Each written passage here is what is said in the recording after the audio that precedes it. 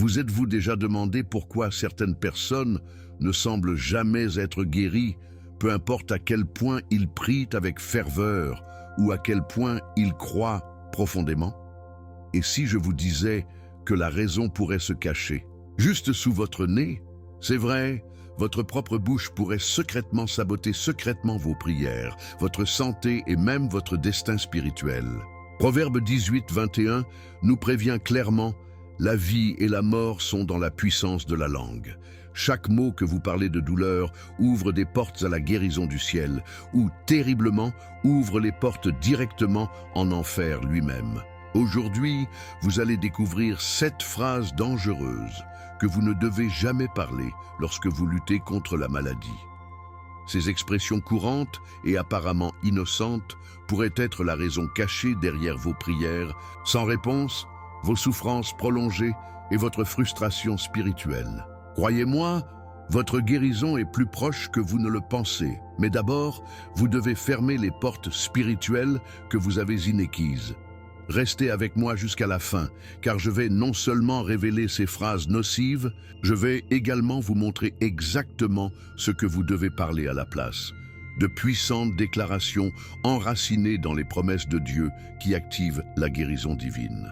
Si vous êtes fatigué d'attendre désespérément pour une percée ou de vous demander pourquoi Dieu semble silencieux, c'est votre moment. Ne le manquez pas. Et avant de plonger profondément dans cette révélation cruciale, je veux avoir de vos nouvelles. Soyez honnête. Avez-vous déjà parlé de paroles de désespoir pendant la maladie que vous regrettez maintenant? Notez-les dans les commentaires. Votre honnêteté pourrait être la première étape vers votre miracle. Comme cette vidéo, abonnez-vous en ce moment et commençons votre voyage vers la guérison surnaturelle et la liberté spirituelle. Vous êtes-vous déjà demandé pourquoi certaines personnes ne se rétablissent pas?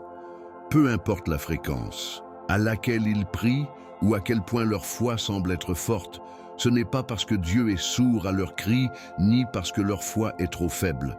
Souvent, le blocage n'est pas dans le paradis, mais dans leur propre bouche. La langue, aussi simple que possible, a du poids au-delà de la compréhension.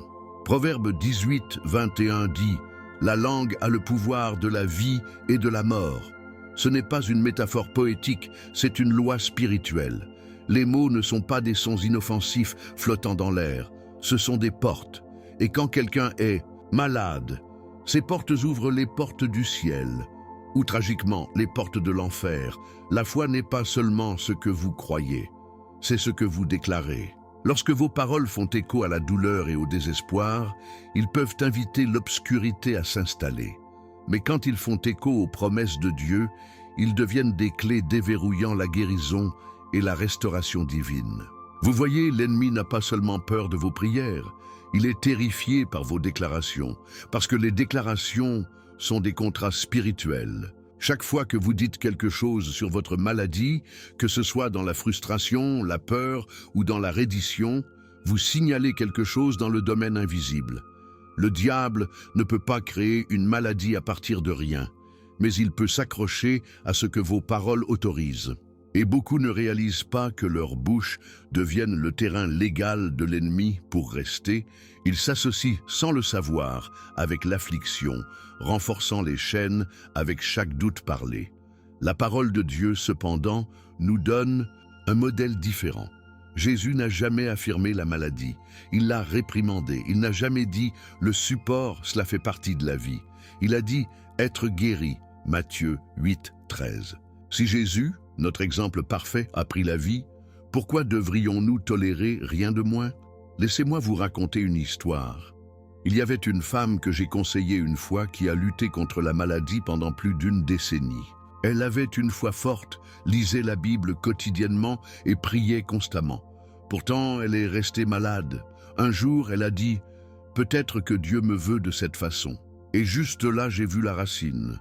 Pas dans son corps, mais dans sa langue.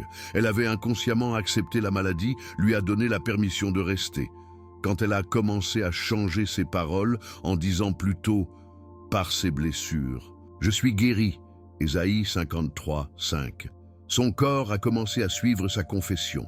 La guérison n'est pas toujours instantanée, mais le changement commence dans l'esprit. La Bible appelle la langue un gouvernail, Jacques 3, 4, une petite chose, qui détermine la direction d'un grand navire. En maladie, de quelle direction vous dirige votre langue? Et maintenant, voici une pensée qui pourrait vous défier. Se pourrait-il que votre maladie ne soit pas seulement attaquer votre corps, mais votre voix? Se pourrait-il que l'ennemi n'essaie pas seulement de vous rendre faible, mais silencieux? Il sait qu'un croyant qui parle les promesses de Dieu est dangereux. Et donc, s'il peut vous faire parler la mort, même subtilement, il peut s'asseoir confortablement dans votre vie sans résistance. Rappelez-vous, Dieu ne pensait pas que le monde en existence, il l'a parlé. Les mots portent un pouvoir créatif. Et comme les êtres faits à l'image de Dieu, le vôtre aussi. Ne laissez pas vos mots valider vos souffrances. Laissez-les valider votre alliance avec Jésus-Christ. Parce que si le mot dit que vous êtes guéri, alors votre bouche ne devrait rien dire de moins. Dans cette vidéo, nous allons exposer 7 phrases dangereuses que beaucoup de gens parlent lorsqu'ils sont malades. Ces phrases peuvent sembler innocentes, voire spirituelles, mais elles portent des chaînes invisibles. Chaînes qui lient le corps à travers des accords conclus dans l'ignorance. Mais voici la bonne nouvelle. Une fois que vous les avez reconnus, vous pouvez les casser. Et pas seulement cela, vous apprendrez également avec quoi les remplacer. Parce que le silence ne suffit pas. Vous devez dire la vérité qui vous libère. Et cette vérité se trouve dans la Bible, ancrée de foi et scellée par le sang de Jésus-Christ. Alors restez avec nous et laissez l'Esprit de Dieu ouvrir les yeux et vos lèvres à une nouvelle façon de vivre et de croire. Parce que la guérison commence par la révélation, et la révélation commence par un mot. Il y a un moment dans chaque bataille où le guerrier fait face au choix de faire avancer ou de laisser tomber l'épée. Et dans la maladie, ce moment est souvent déguisé en soupir, un murmure. Peut-être que c'est comme ça que ça se termine. Quand quelqu'un prononce la phrase « c'est peut-être à quel point je vais », ils ne décrivent pas seulement leur état. Ils déclarent une démission spirituelle. Ce n'est pas une soumission à la volonté de Dieu. C'est un abandon à la douleur. Et ne vous y trompez pas, le paradis ne bouge pas au son d'abandon. Il répond aux déclarations de foi. La Bible dit dans Hébreux 11, 6 que 100 fois, « Il est impossible de plaire à Dieu ». Cela signifie abandonner par les mots nous déconnecte de l'intervention divine. Votre langue peut sembler fatiguée, mais Dieu écrit toujours votre histoire. Ne le ponctuez pas de défaite avant que le ciel n'écrit le chapitre suivant. Quand Jésus a fait face à la mort, il n'a pas dit « Eh bien, je suppose que c'est tout ». Il a dit « C'est terminé ». Jean 19, 30. Pas comme une reddition, mais comme accomplissement. Ces paroles ont scellé une victoire, pas une défaite. Et vous, en tant que disciples de Jésus-Christ, êtes appelés à faire écho à ce même pouvoir. Dire « peut-être que c'est tout pour moi ». C'est comme tamponner votre corps avec la mort, même lorsque la vie se bat encore en vous. La foi ne consiste pas à nier la réalité, il s'agit de déclarer la vérité au-dessus. Il y a une différence entre l'honnêteté et le désespoir. L'honnêteté dit « c'est difficile ». Le désespoir dit « c'est fini ». Mais la parole de Dieu dit dans le psaume 118, 17, « Je ne mourrai pas, mais je vivrai et déclarerai les œuvres du Seigneur ».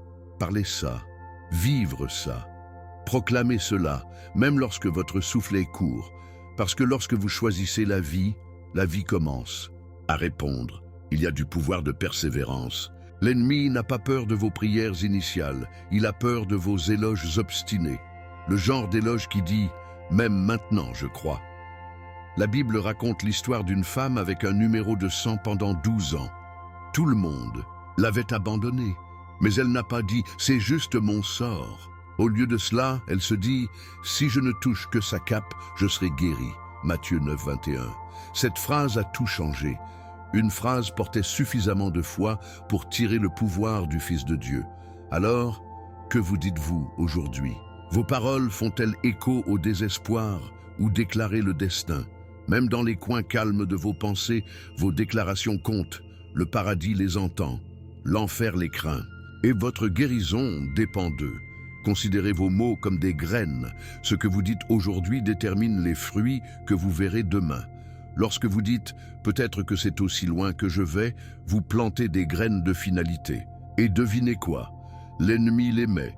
Il aime quand vous parlez sa langue. Mais Dieu vous a donné un nouveau vocabulaire à travers la Bible, par Jésus-Christ, par la foi. Vous n'êtes pas un enfant de la mort. Vous êtes un enfant de la résurrection. Romains 8:11 déclare « L'esprit de celui qui a ressuscité Jésus des morts vit en vous. Ce n'est pas l'esprit de la reddition, c'est l'esprit de la victoire. » Parlez donc comme quelqu'un qui porte le pouvoir de résurrection.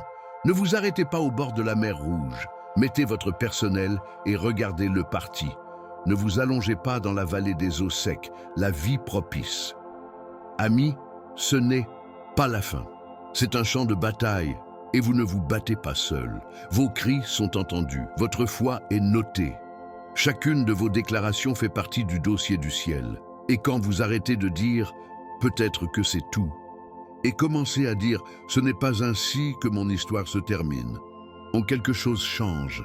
Les anges en prennent note, les chaînes commencent à se fissurer, la guérison commence à remuer. Vous n'avez pas besoin de le voir pour le croire, vous devez le dire pour l'activer.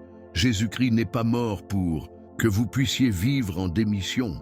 Il s'est levé pour que vous puissiez vous lever aussi. Alors laissez votre bouche s'aligner sur le miracle pour lequel vous priez. Et pendant que nous continuons, découvrons des phrases plus cachées qui sabotons votre guérison et apprenons à les remplacer par la langue du ciel.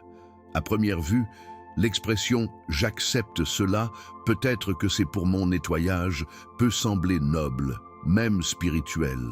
Mais sous cette surface pieuse se trouve une reddition subtile, non pas à Dieu, mais à la souffrance. Il y a une fine ligne entre l'humilité et la démission, et l'ennemi est un maître pour le brouiller. Les gens commencent à porter une maladie comme une robe de justice, pensant que cela les rend plus saints. Mais ce n'est pas ce que Jésus-Christ a enseigné. Il n'a jamais glorifié la maladie. Il l'a guérie, encore et encore. La Bible ne dit jamais « bénis sont les malades », qu'il accepte tranquillement. Au lieu de cela, nous lisons dans Actes 10, 38 que Jésus a fait le tour du bien et de la guérison de tous ceux qui étaient sous la puissance du diable. La maladie n'est pas un sanctificateur, Dieu est. Et bien qu'il puisse utiliser la douleur pour la croissance, il ne vous demande jamais de faire la paix avec elle comme si c'était sa volonté. Pensez-y de cette façon. Un père aimant donnerait-il à son enfant une maladie pour leur enseigner une leçon? Bien sûr que non. Et pourtant, de nombreux croyants acceptent l'affliction comme s'il s'agissait d'un outil d'enseignement divin, plutôt que d'un champ de bataille pour la foi. Oui, Dieu peut racheter n'importe quoi. Il peut transformer les cendres en beauté, mais il n'a pas besoin d'une maladie pour vous sanctifier. Il utilise sa parole, son esprit et son amour. Jean 17, 17 dit « Les sanctifier par la vérité, votre parole est la vérité. » Donc, si quelqu'un vous dit que vous êtes saint par la maladie, demandez-lui de vous montrer cela dans la Bible. Spoiler, ils ne le peuvent pas. Parce que l'Évangile concerne la guérison, pas sur l'affliction, restauration, pas démission. Et plus tôt votre esprit comprend cela, plus tôt votre corps pourra commencer à marcher vers la liberté. Regardons Jésus. Chaque fois que quelqu'un venait à lui de maladie, il a répondu avec compassion et guérison. Il n'a jamais dit « c'est bon pour votre âme, gardez-le ». Jamais. Il n'a pas dit à l'homme aveugle de rester aveugle pour une croissance spirituelle. Il n'a pas dit aux lépreux d'embrasser son isolement. Il les a touchés, les a guéris et les a envoyés restaurer. Pourquoi? Parce que c'est le cœur du Père. Alors, pourquoi pensons-nous que notre douleur plaît à Dieu lorsque Jésus est venu pour détruire les œuvres du diable? 1 Jean 3, 8. Ce genre de réflexion, la résidence de la douleur, ne produit pas la sainteté. Il produit de la passivité. Et la passivité est l'ennemi de la foi. La foi n'accepte pas les chaînes, elle les brise. Vous devez comprendre. Le diable ne se soucie pas si vous gardez votre Bible ouverte, si votre bouche est fermée en défaite. Il aime quand les croyants disent des choses comme « peut-être que cette maladie me rend plus spirituel », parce que ces mots désactivent l'autorité spirituelle. La guérison ne passe pas par acceptation passive, il passe par la poursuite active. Vous vous souvenez de la femme qui a traversé la foule juste pour toucher la robe de Jésus? Elle n'a pas dit « Peut-être que ce saignement fait partie de ma purification ». Elle a dit « Si je le touche, je serai guéri ». Marc 5, 28. Et cette fois, pas sa souffrance, l'a fait entier. Alors, ne construisez pas de théologie autour de votre douleur. Construisez-le autour de votre guérisseur. Soyons donc clairs, la souffrance peut visiter, mais ce n'est pas votre héritage. Votre portion est la guérison, la complétude et la paix par Jésus-Christ. Et oui, les essais viennent nous affiner, mais ils ne sont pas censés rester. Ne serrez pas votre maladie comme si c'était votre mission spirituelle. Dieu ne teste pas votre amour à travers le tourment. Il vous attire à faire confiance à son pouvoir, à sa parole et à son désir de vous voir restauré. Alors que nous continuons, exposons une autre phrase trompeuse qui maintient les gens coincés dans des cycles de douleur hérités et déclare le sang de Jésus comme votre nouvel héritage. Quand quelqu'un dit « la maladie se déroule dans notre famille », il ne déclare pas seulement des antécédents médicaux, il déclare une identité. Et c'est là que beaucoup se rendent sans le savoir à un mensonge générationnel. Ils croient que parce que leur père souffrait de diabète, leur mère avait un cancer ou que leurs grands-parents souffraient d'une maladie particulière, alors c'est aussi leur sort. Mais permettez-moi de vous rappeler quelque chose d'éternel. Votre vraie lignée n'est pas retracée à travers votre famille terrestre, elle est réécrite à travers le sang de Jésus-Christ. 2 Corinthiens 5, 17 déclare « Si quelqu'un est en Christ, c'est une nouvelle création. L'ancien est parti, le nouveau est ici. » Cela inclut votre ADN spirituel. Vous n'êtes pas lié à ce qui fonctionne dans votre famille, vous êtes lié à ce qui coule de la croix. Le danger de cet état d'esprit est qu'il construit des autels vers des malédictions générationnelles plutôt que les promesses de Dieu. Les gens commencent à s'attendre à une maladie comme si c'était un héritage. Oh, je savais que cela allait arriver. Nous l'avons tous. Mais où est la foi en ça?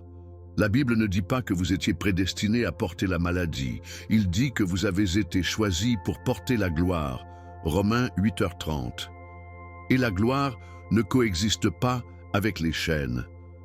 Même si la science dit que c'est dans vos gènes, le mot dit que c'est sous le sang. Galates 3,13 proclame « Le Christ nous a rachetés de la malédiction de la loi en devenant une malédiction pour nous. » Cela signifie que vous n'avez pas à porter ce que Jésus a déjà porté pour vous. La malédiction se termine où commence le sang.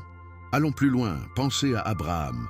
Il est venu d'une famille d'adorateurs d'idoles, mais Dieu l'a appelé et a donné naissance à une nouvelle lignée à travers lui. Si Abraham avait cru que le passé de sa famille déterminait son avenir, il n'y aurait pas eu d'Israël, pas d'alliance, pas d'histoire de rédemption. Mais il croyait en un Dieu qui rend toutes choses nouvelles.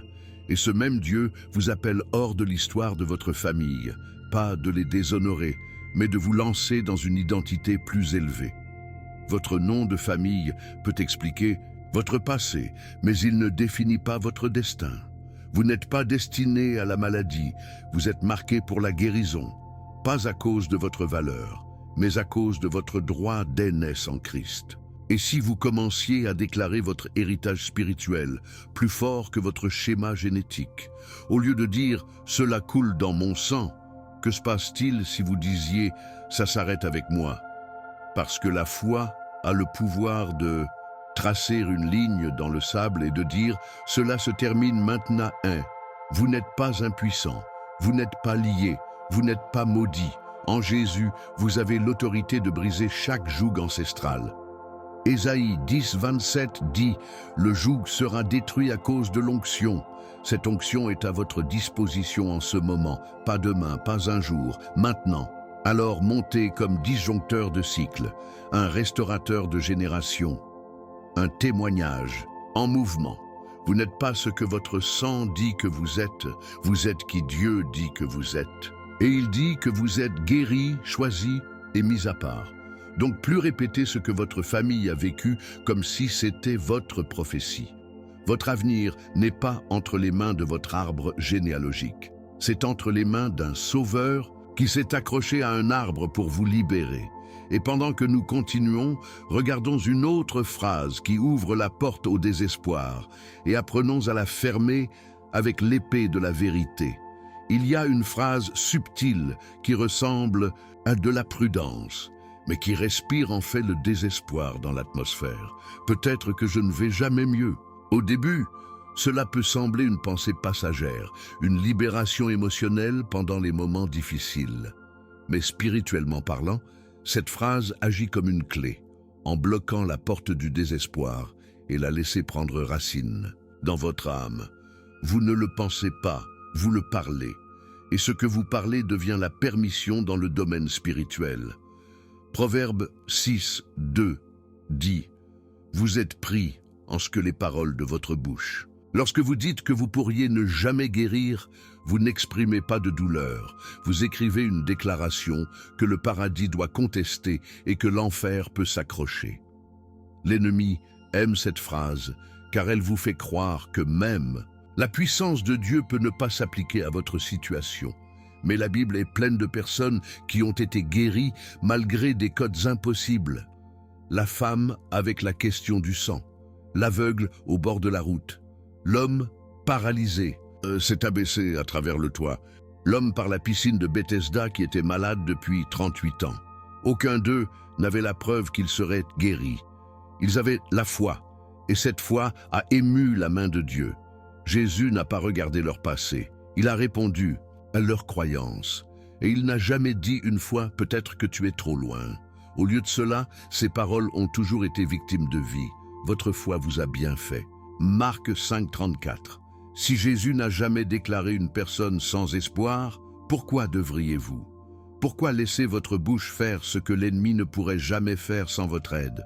Voici la vérité que beaucoup oublient. Le doute n'est pas toujours fort. Parfois, il se cache dans des phrases subtiles, répétées assez souvent pour se sentir normal. Peut-être que c'est comme ça. Peut-être que c'est la volonté de Dieu. Peut-être que la guérison n'est pas pour moi. Ce ne sont pas des pensées inoffensives. Ce sont des accords spirituels, vêtus d'épuisement émotionnel, et ils doivent être brisés. Vous pouvez vous sentir fatigué, vous ne voyez peut-être pas les résultats. Mais la foi n'est pas basée sur ce qui est visible, c'est basé sur qui est Dieu. 2 Corinthiens 5, 7 nous rappelle « Nous vivons par la foi, pas par la vue ». Cela signifie que même lorsque la guérison semble distante, vos mots doivent rester ancrés dans l'Éternel. Parlez comme si la promesse de Dieu se déroule déjà, parce qu'elle l'est. Essayez ce changement. Au lieu de dire « peut-être que je ne guérirai pas », dites « je serai guéri », même si je ne le vois pas encore. Cette déclaration réaligne votre esprit avec la vérité. La foi ne nie pas la douleur, mais elle refuse de lui donner le dernier mot. Le psaume 27, 13 dit « Je reste confiant à ce sujet. Je verrai la bonté du Seigneur dans le pays des vivants. » Pas seulement un jour au paradis, mais ici, maintenant, dans votre corps, dans votre voyage. Votre guérison peut ne pas suivre votre calendrier, mais il suivra votre déclaration, parce que la parole de Dieu ne revient pas vide. Ésaïe 55, 11. Il accomplit ce qu'il a été envoyé, si vous continuez à le parler. Alors, faites l'inventaire de votre dialogue intérieur. Prophétisez-vous la défaite ou proclamez-vous la délivrance? Vous ne contrôlez peut-être pas tous les symptômes, mais vous pouvez contrôler vos mots. Et les mots sont des armes. Utilisez-les judicieusement, utilisez-les hardiment, utilisez-les comme quelqu'un qui croit en la puissance de Jésus-Christ. Parce que vous n'êtes pas seul dans cette bataille, et votre voyage de guérison est toujours en cours d'écriture. Restez avec nous, car dans la partie suivante, nous exposerons une autre phrase qui semble spirituelle, mais affaiblit silencieusement la foi à laquelle le ciel répond. Il y a une sorte de douleur qui ne crie pas, elle pleure. Et au milieu de cela, en pleurant, beaucoup prononcent les mots « j'ai tellement pleuré ». Et encore, rien n'a changé. C'est une phrase trempée dans le chagrin, mais aussi en accusation. Qu'il soit destiné au ciel ou chuchoté à soi-même, il demande tranquillement Où est Dieu dans tout cela? Les larmes sont saints. Le psaume 56, 8 nous dit que Dieu les collecte dans une bouteille. Il ne les ignore pas, il les enregistre. Mais les larmes, peu importe combien, ne remplacent pas la foi. Ils sont valables, humains, sacrés, mais ils ne sont pas la preuve d'une percée. Quand quelqu'un dit « j'ai pleuré et toujours rien », il risque d'élever des émotions au-dessus de la révélation. Et tandis que Dieu est ému par la compassion, il répond à la foi. Il y a un danger caché pour laisser le chagrin devenir votre théologie. Beaucoup de gens assimilent leur souffrance à un silence divin. Ils supposent, si rien ne s'est passé, peut-être que Dieu n'écoute pas. Mais c'est un mensonge enveloppé d'épuisement. Regardez Job, il a crié, a-t-il interrogé, a-t-il déploré? Mais même dans le fosse du désespoir, il a dit « Bien qu'il me tue, mais je l'espérerai en lui ». Job 13, 15. Ces larmes n'étaient pas des plaintes, elles étaient du carburant pour le culte. Dieu n'a jamais réprimandé Job pour pleurer. Il a réprimandé ceux qui ont essayé d'expliquer la souffrance. Parfois, la foi la plus puissante est celle qui se tient au milieu de questions sans réponse et dit toujours « Je vous fais confiance ». Ce genre de foi secoue les fondements de l'enfer. Soyons réels, pleurer ressemble à une libération, et ça l'est. Il efface l'âme, mais cela ne devrait jamais cimenter le désespoir. L'ennemi veut que vos larmes deviennent votre prière, et finale. Il veut que vous cessiez de parler la vie parce que l'émotion a submergé votre déclaration. Mais Jésus n'est pas venu valider votre douleur, il est venu le transformer. Dans Jean 11, lorsque Lazarus est mort, Jésus a pleuré. Mais il ne s'est pas arrêté là. Il a parlé « Lazare, sortez ». Jean 11, 43. Les larmes l'ont amené au tombeau. La foi a apporté la résurrection. Laissez vos émotions vous conduire aux mots, pas au silence. Laissez vos larmes être du carburant, pas des chaînes. Parce que Dieu ne vous ignore pas. Il attend que votre voix monte en croyance, pas seulement dans le chagrin. Et peut-être que c'est votre moment à changer. Oui, vous avez pleuré. Oui, vous avez attendu. Oui, les nuits ont été longues. Mais la foi ne prend pas sa retraite lorsque la douleur persiste. Elle se réengage. Le psaume 30, 5 nous rappelle « Les pleurs peuvent durer pour une nuit, mais la joie vient le matin ». Ce verset n'est pas seulement poétique, c'est prophétique. Le matin n'est pas déterminé par l'horloge, il est déclenché par la déclaration. Donc, même si votre corps est fatigué et que vos yeux sont rouges, ouvrez la bouche et dites « Ma matinée arrive, Dieu n'a pas encore fini avec moi ». Cet acte de foi est une épée, et chaque fois que vous le soulevez, vous repoussez l'obscurité un pouce de plus. Amis, Dieu a vu vos larmes, mais maintenant il veut entendre votre voix. Il n'est pas inadapté par votre douleur, mais il vous appelle plus haut, pas loin de vos émotions, mais dans votre autorité. La prochaine fois que vous vous sentirez dépassé, ne vous effondrez pas seulement en larmes. Déclarez sa parole. Dites à haute voix, même maintenant vous travaillez. Parce que lorsque votre bouche est d'accord avec le paradis, tout change. Et pendant que nous continuons, exposons une autre phrase courante qui affaiblit la foi de nombreux croyants et découvrons comment la transformer en une déclaration qui déclenche la guérison divine. L'une des phrases les plus trompeuses, jamais parlée par un croyant, semble spirituelle à la surface, mais est souvent enracinée dans la peur ou la confusion. Si c'est la volonté de Dieu, je serai guéri. Sinon, alors ça va. Bien que cela ressemble à un abandon de la souveraineté divine, c'est souvent une retraite déguisée de la foi. Ce genre de déclaration crée une posture passive où les gens se cachent derrière la volonté de Dieu au lieu de se tenir sur la parole de Dieu. Mais voici la vérité, la volonté de Dieu n'est pas un mystère en matière de guérison.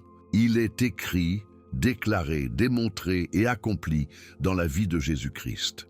Il n'a pas marché dans les villes en disant « Voyons si c'est la volonté de mon Père ». Il a guéri tous ceux qui sont venus vers lui, Matthieu 12, 15.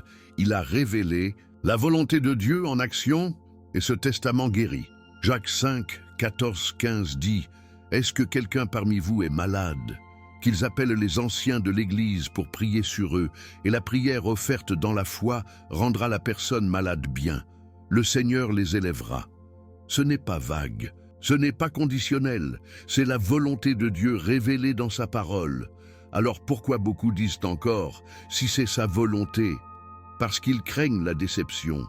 Ils ont peur d'espérer, de prier, de croire et de ne pas voir de résultats.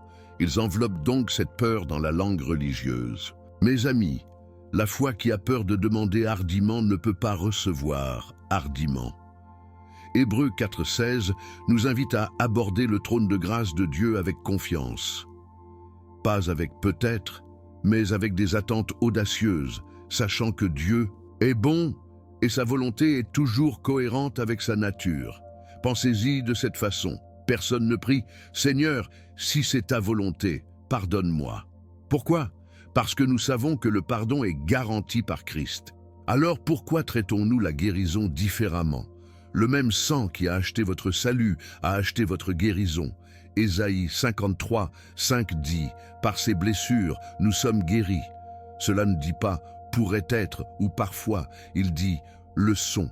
La guérison n'est pas une loterie divine, c'est une disposition spirituelle. Et même si nous ne comprenons pas toujours le timing, nous ne devons jamais douter de l'intention. Au moment où vous dites « si c'est votre volonté », en hésitation, vous mettez votre foi en neutre. Mais la foi qui déplace les montagnes dit « je sais quelle est votre volonté », maintenant que ce soit sur terre comme dans le ciel. Jésus lui-même a modelé cela magnifiquement dans le jardin de Gethsémane. Face à la croix, il a prié « Pas ma volonté, mais la vôtre soit terminée ». Luc 22, 42. Mais soyons clairs, il n'était pas confus au sujet de la volonté du Père. Il s'y rendait avec pleine connaissance. En revanche, beaucoup utilisent aujourd'hui la volonté de Dieu comme un moyen de renoncer à leur combat. Ce n'est pas la foi, c'est la démission. La vraie foi ne laisse pas le silence inconnu ce qui est déjà connu. Et ce que l'on sait, c'est le suivant. « Je suis le Seigneur qui vous guérit » Exode 15, 26. Donc, la prochaine fois que votre cœur murmure que la guérison n'est peut-être pas le plan de Dieu pour vous, criez avec les promesses qu'il a déjà faites. Sa volonté est la guérison. Votre travail consiste à le déclarer jusqu'à ce qu'il se manifeste. Alors, ne cachez pas votre doute dans le vocabulaire spirituel. Affrontez-le, réprimande, remplacez-le par la vérité. Vous ne mendiez pas un Dieu réticent. Vous recevez d'un Père volontaire. Parlez sa volonté avec conviction.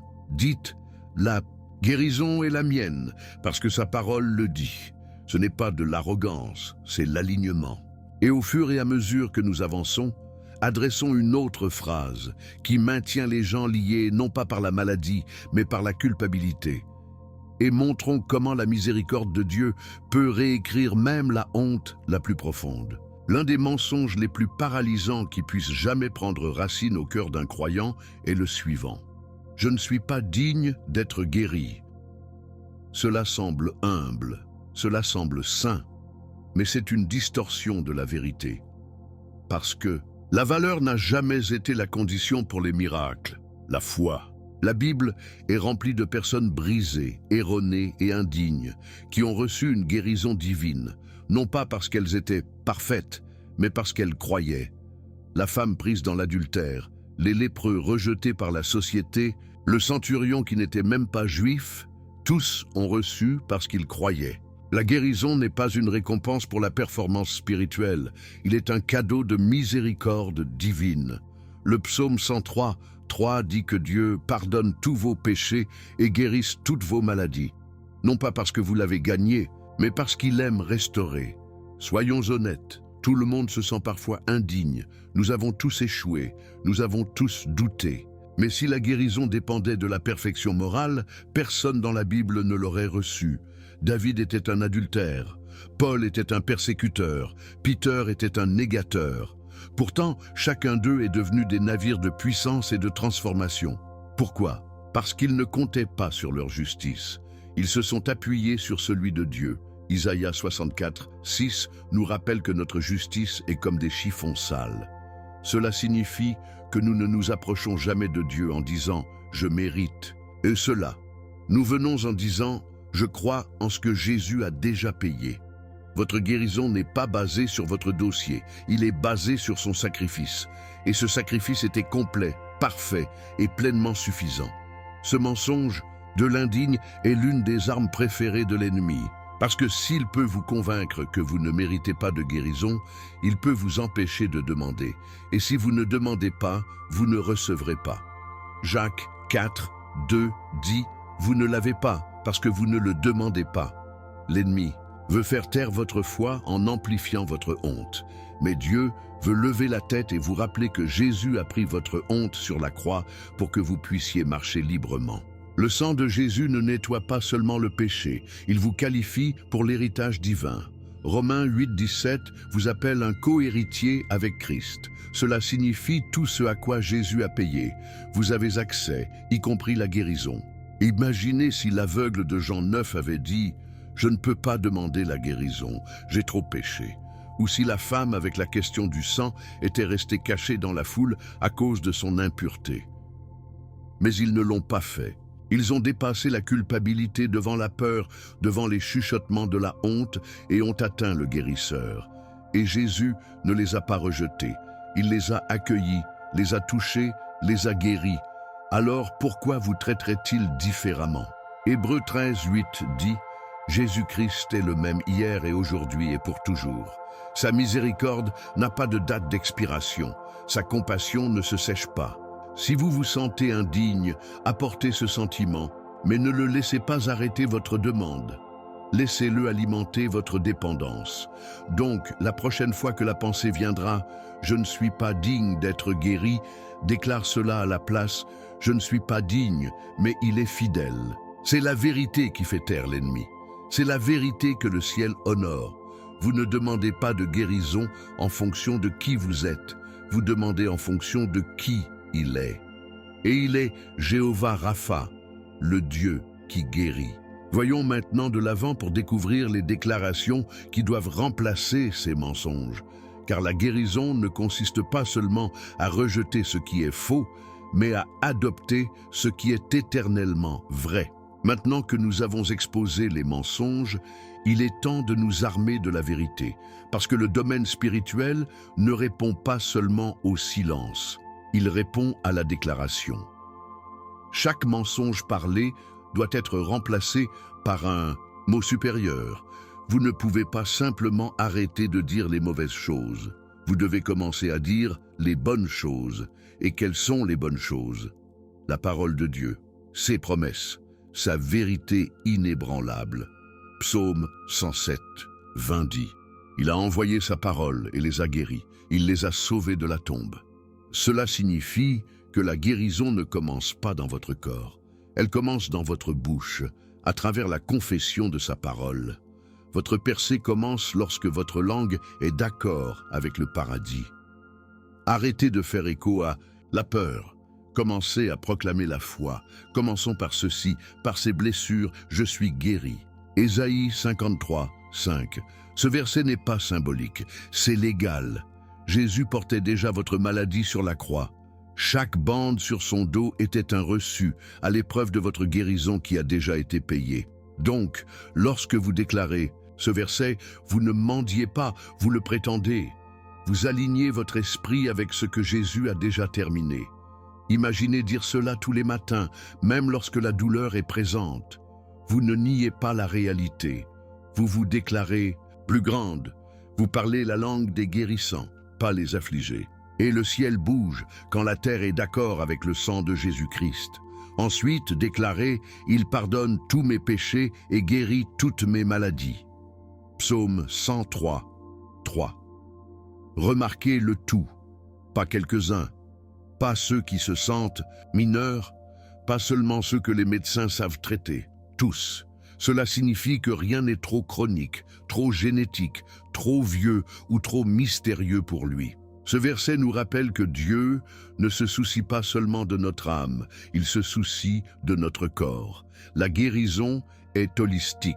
Dieu nous a conçus à son image, spirit, âme et corps, et son désir est que les trois soient restaurés.